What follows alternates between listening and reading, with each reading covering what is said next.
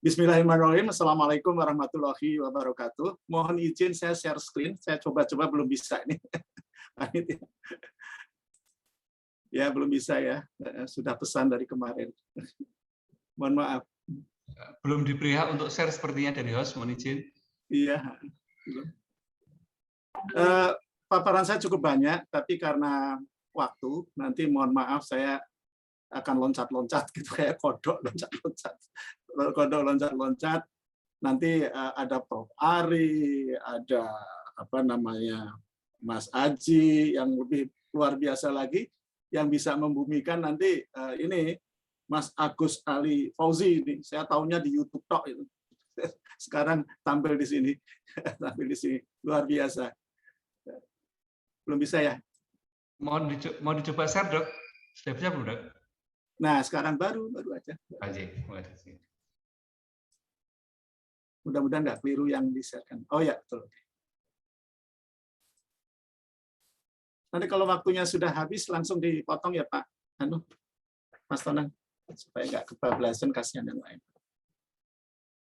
Sekali lagi, Bismillahirrahmanirrahim. Assalamualaikum warahmatullahi wabarakatuh. Salam sejahtera bagi kita semuanya.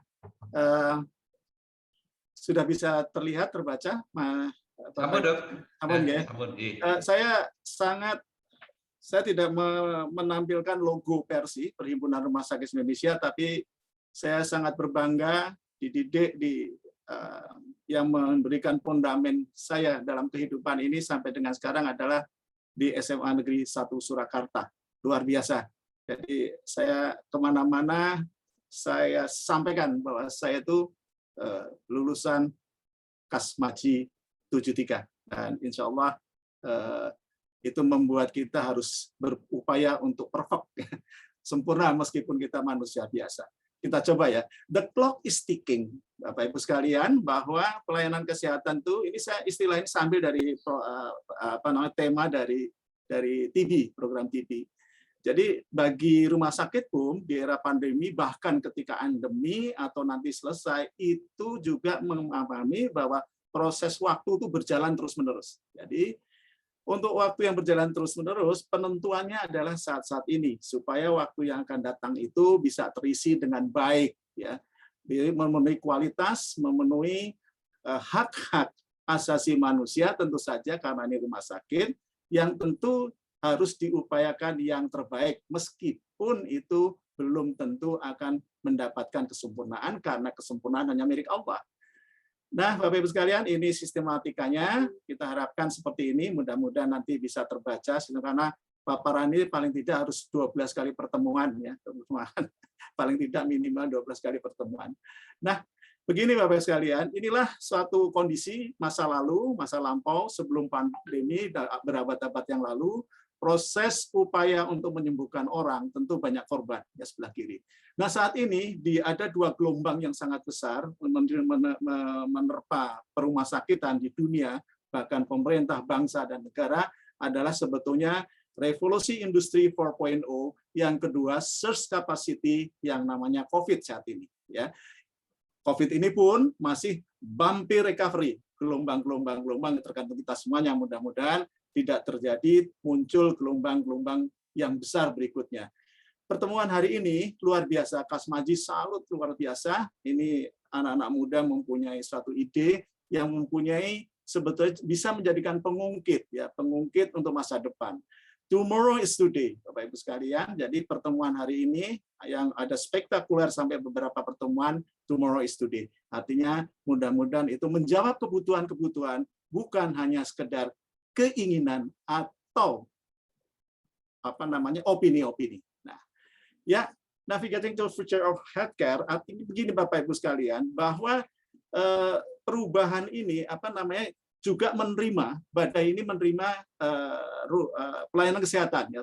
Oleh karena itu industri juga melakukan tidak berbeda, mengalami seperti itu, dan tentu insight untuk menegakkan ke depan, ya, kita akan menatap ke depan yang jelas berbeda sih saatnya, tidak seperti saat ini. Jadi itu artinya sudah pasti bahwa ke depan itu sangat amat berbeda. Ketika kita berpikiran terlalu konvensional, tentu akan kita tertinggal di landasan.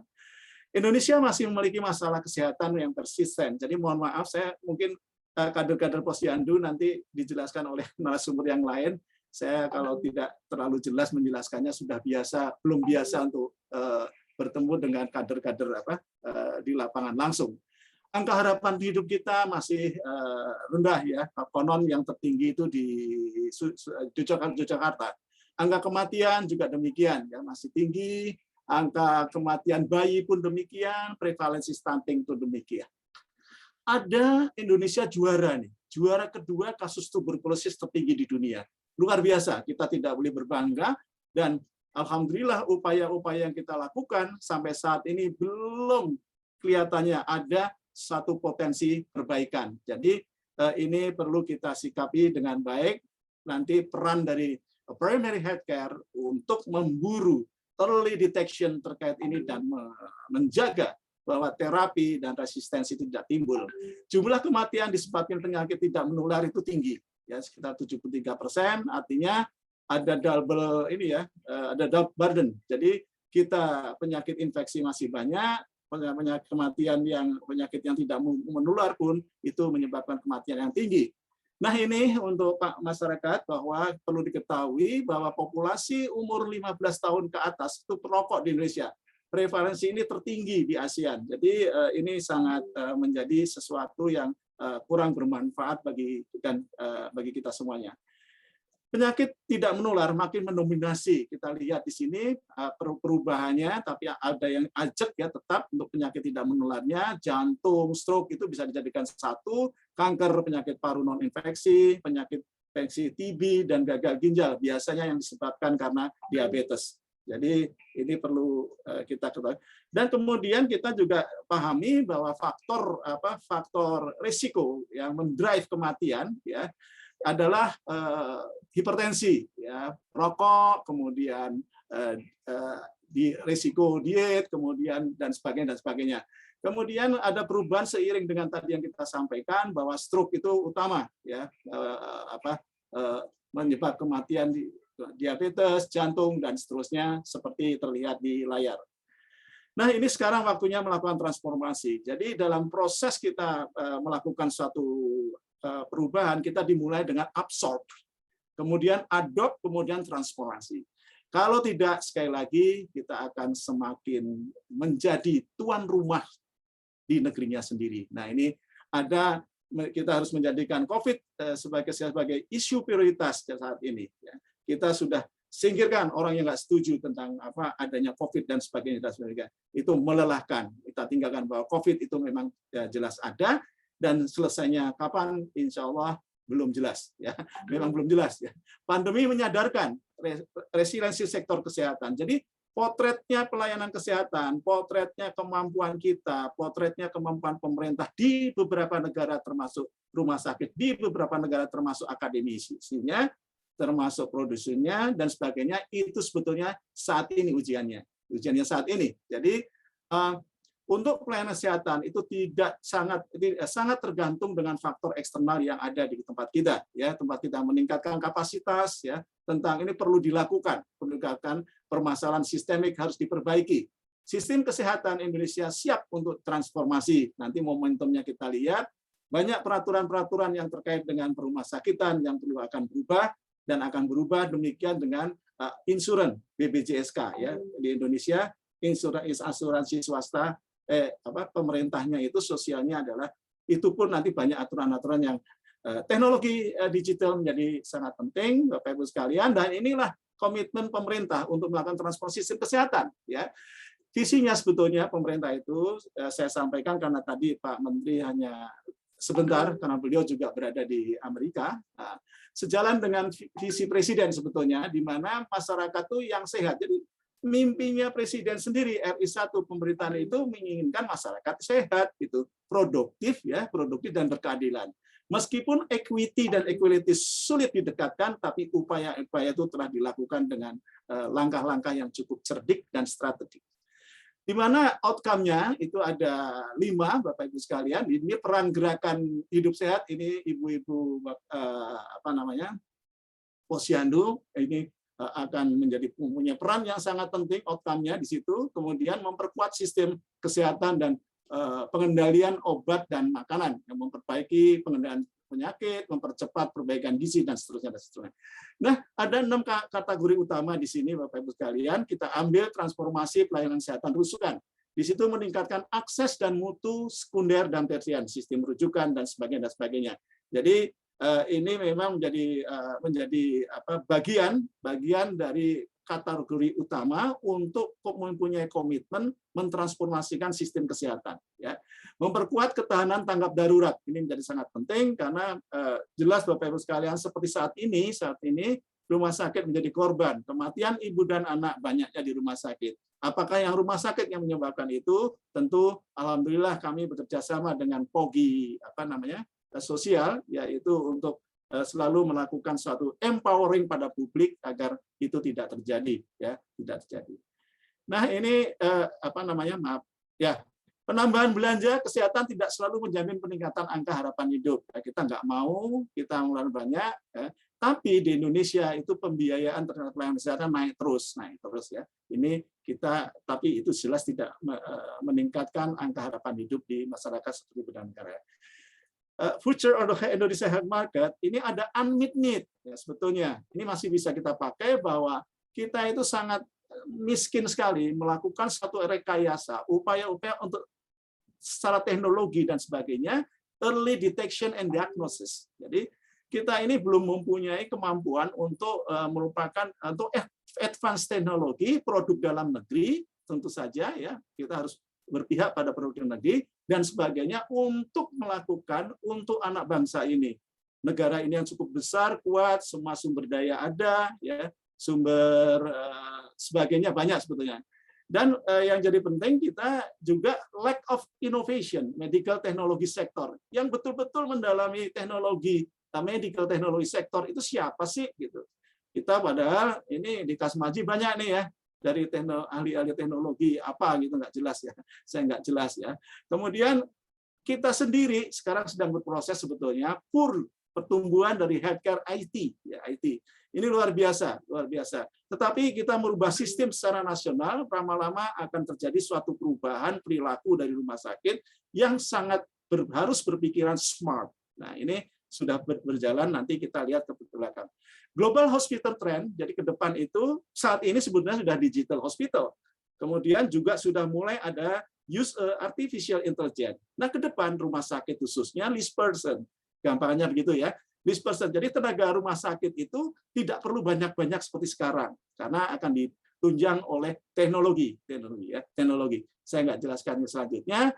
Akses layanan rujukan itu sangat terbatas sebetulnya Bapak Ibu sekalian kalau dibandingkan dengan negara-negara lain ya. Rata Asia 3,3 per 1000, di Indonesia baru 1,1. Nah, inilah yang perlu dipikirkan oleh pemerintah yang merupakan kewajiban public good-nya pemerintah. Ini diapain supaya layanan rujukan itu tidak terbatas, terutama di luar Jawa.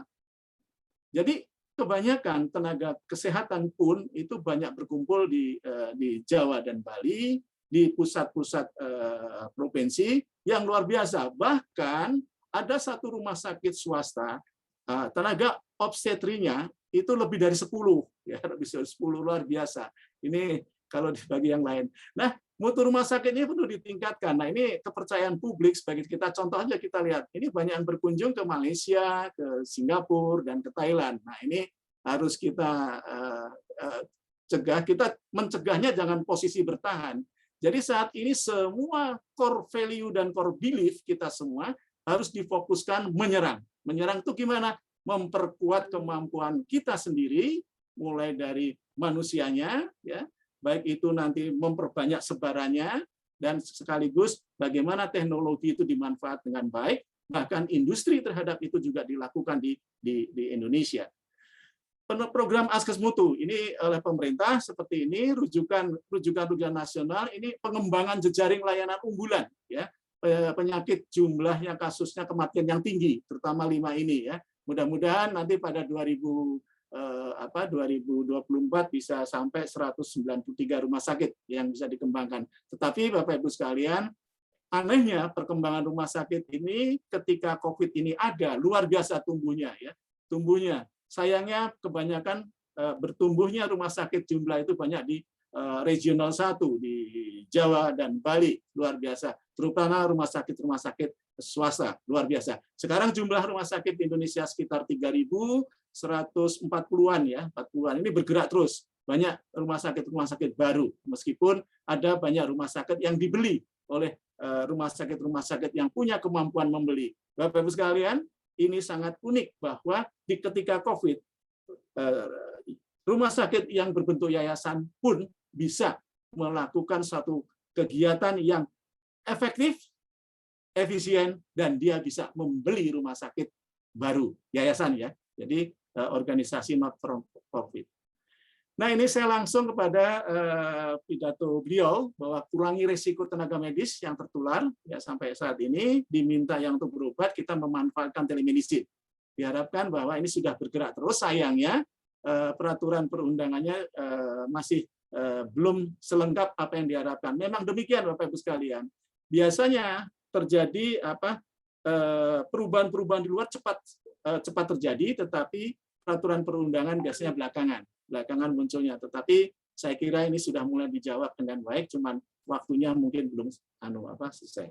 Prioritas digitalisasi seperti ini, ada integrasi pengembangan sistem data, Bapak-Ibu sekalian, kemudian integrasi pengembangan sistem aplikasi, pelayanan kesehatan, pengembangan ekosistem teknologi kesehatan. Bapak-Ibu sekalian paham masalah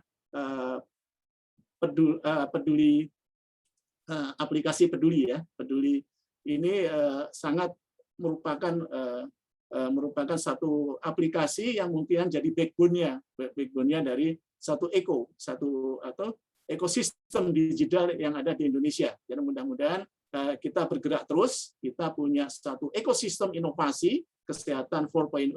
Saya juga tanya kok nggak 5.0 sekalian gitu, loncat gitu. Tapi saat ini sudah bagi saya pribadi ini sudah luar biasa.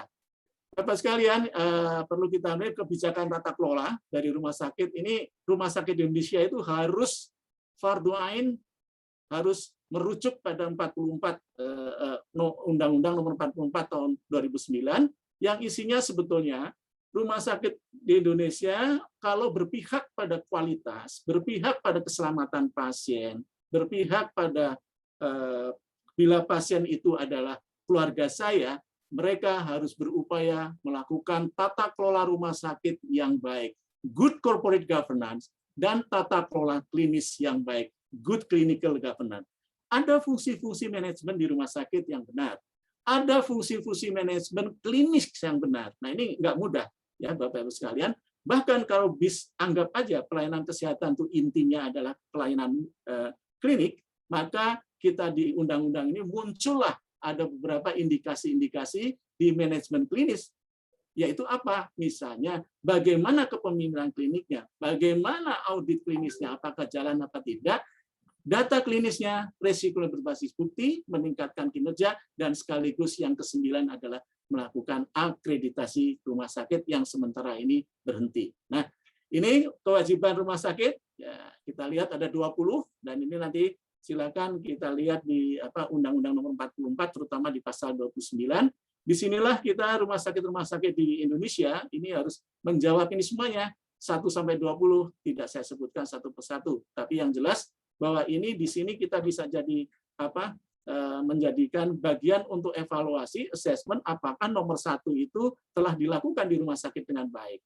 Kita tancapkan kalau belum bendera merah, red flag, dan seterusnya dan seterusnya. Kemudian Bapak-Ibu sekalian, ini penjelasannya tadi kolaborasi tata kelola baik atau penerapan fungsi-fungsi manajemen rumah sakit. Ini ilmu sosial bisa berubah-ubah pakai jurus apapun, asal itu betul-betul bisa dipertanggungjawabkan. Tentu ini menjadi bagian untuk menata kelolakan rumah sakit yang baik. Bagaimana ini merupakan bagian atau menakodai nantinya hospital bylaws-nya itu menakodai rumah sakit itu supaya mencapai tujuan dengan baik, tidak karam dan tenggelam atau menabrak karang ya. Tata kelolanya ada 9, jadi fungsi-fungsi manajemen ini ada 9 nih. Ya, 9 yang harus kita ini kan. Apakah dilakukan? Tapi biasanya Bapak sekalian, tata kelola klinis ini terjebak dalam rutinitas. Jadi dokter-dokter sejawat sekalian itu terjebak dalam rutinitas, memang sibuknya luar biasa, ya, sampai malam bekerja di 3 tempat dan seterusnya. Ini membuat bahwa fungsi manajemen klinis berpotensi untuk tidak maksimal, meskipun fungsi-fungsi manajemen di atas tadi, ya, tata kelola yang baik itu pun juga berpotensi belum maksimal. Nah, hakikat rumah sakit jadi sangat penting, Bapak Ibu sekalian, perlu diketahui oleh kita semuanya, dan yang sudah tahu silakan nanti diperdalam baik-baik, bahwa rumah sakit itu sebetulnya ibarat sebuah kota modern, Bapak Ibu sekalian. Ke depan tuh demikian, dan sekarang pun sudah, ya. Teknologinya canggih, setiap 4 bulan di dunia ada teknologi baru, teknologi yang luar biasa baru, canggih baru, berubah cepat sekali. Jadi di situ juga rumah sakit itu sebuah kota modern. Jadi seperti sebuah kota modern, di perapatan jalan tidak perlu ada dokter lagi, tidak perlu ada polisi lagi. Cukup dengan teknologi diawasi. Bahkan ini konon sederhana sekali, bahwa monitoring pasien TB itu bisa dimonitor dengan chip, sehingga dia apakah tepat melakukan minum obat dan sebagainya. Banyak. Tentu ini adalah bagian dari interaksi yang luar biasa, terjadi interkolaborasi, interdisipliner, dan tentu ini manusia di dalamnya punya perilaku dan punya DNA yang berbeda-beda. Nah, ini maka berpotensi ada masalah ketika itu tidak dijadikan satu bagian dari informasi, bahan untuk perubahan yang lebih baik. Bapak sekalian, mohon izin waktunya, dokter. Oh iya, ya, ini tentu membuat waktu kalau nggak bermutu, kita terus aja. Ini elemen care quality, bahwa rumah sakit itu harus efektif, jangan efisien dulu. Saya sangat menolak pengelolaan rumah sakit atau klinik itu efisien dan efektif. Kebalik, efektif efisien, karena kita berpihak pada kemanusiaan. Selanjutnya, tantangan dan strategi. Ini Bapak Ibu sekalian, ya. Jadi ada peluang di masa kritis. Kemudian ini tantangan service sustainability, perubahan perilaku yang jangka pendek, Bapak Ibu sekalian, low hanging fruit. Jadi ini tinggal metik di saat ini. Maka banyak rumah sakit yang bertahan memanfaatkan ini, buah-buah yang tanamannya pendek-pendek, ya. Dia memanfaatkan pasien-pasien long COVID-nya, COVID testing, dan sebagainya. Saya tidak menjelaskannya karena waktu. Nah, inilah yang terjadi sekarang, ada proses pergeseran model bisnis, Bapak Ibu sekalian. Kemudian ini, ya, yang terakhir, yang kedua terakhir, ya, ini yang menjadi sangat penting. Semua rumah sakit atau pusat-pusat pertanggungjawaban pelayanan kesehatan, please, fundamental elemen menjadi sangat penting, ya. Governance priority, komitmen terhadap nilai-nilai dasar dan keyakinan dasar untuk memberikan yang terbaik, kompeten di bidang profesional, dan selalu mau belajar, itu menjadi sangat penting. Nah, ini yang lainnya tidak saya jelaskan. Nah, untuk rumah sakit di Indonesia, please, nanti siapkah untuk saat ini dan ke depan? Mari Bapak Ibu sekalian, silakan. Kita ada satu alat untuk assessment, checklist untuk bagaimana leadership. Ya, leadership di rumah sakit itu jangan seperti singa yang mengembe. Jadi, pemimpin yang di rumah sakit, direkturnya, termasuk penanggung jawab di setiap pusat pertanggungjawaban, dia adalah seorang manajer, leader yang mempunyai leadership, sekaligus dia mempunyai hospitalpreneurship, sekaligus dia juga inovatif, bisa menguasai IT, dan sekaligus yang terakhir ada driver, sopir. Jadi kalau pimpinan-pimpinannya itu selalu merasa sebagai penumpang, sebaiknya mengundurkan diri saja, karena itu akan sangat berdosa. Ya, sangat berdosa karena tidak menjawab kebutuhan. Saya kira demikian, ambidexternity, bahwa kita fokus untuk di keadaan sekarang, ya, untuk hidup, ya, tentu saja, tetapi kita juga harus siap, ya, melihat ke depan yang sebetulnya memang sangat berbeda.